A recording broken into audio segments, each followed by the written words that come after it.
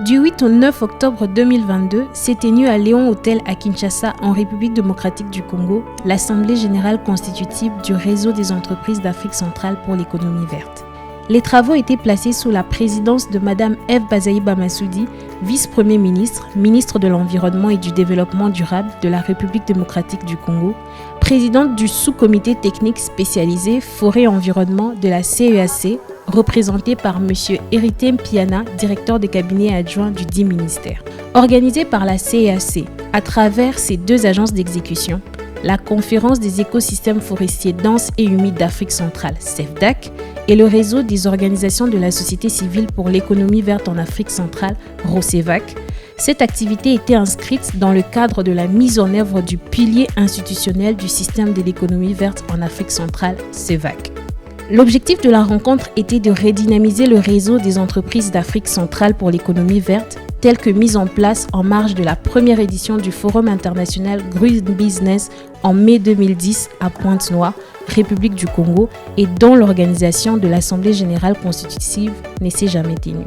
Ce sont des opportunités à saisir, des opportunités aujourd'hui que la communauté des États d'Afrique centrale est en train de nous offrir. Je pense qu'il y a une ouverture, ce que les autres ont fait pendant longtemps, parce que le Green Business a été organisé, a été mis en place ailleurs depuis plusieurs années déjà. Et là, c'est notre tour de montrer ce dont on est capable au niveau de la CEAC. C'est vraiment des opportunités à saisir, et je lance encore un appel aux jeunes et aux femmes de se lancer dans l'économie verte.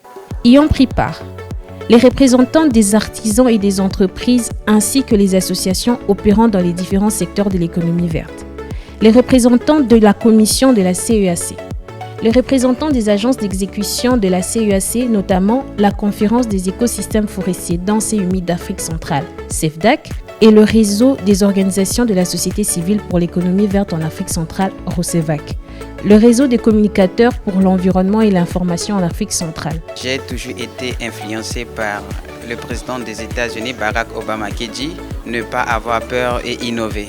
Alors, à chaque fois que je participe dans des conférences internationales, mondiales, j'ai identifié que toujours j'étais le plus jeune.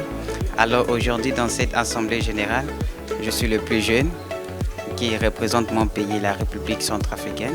Et aussi, je suis le fondateur d'une entreprise, jeune entreprise, qui fait dans l'économie verte. Donc, les jeunes doivent s'intéresser à cette thématique de l'économie verte, qui est une opportunité pour la génération présente, selon le programme des Nations Unies.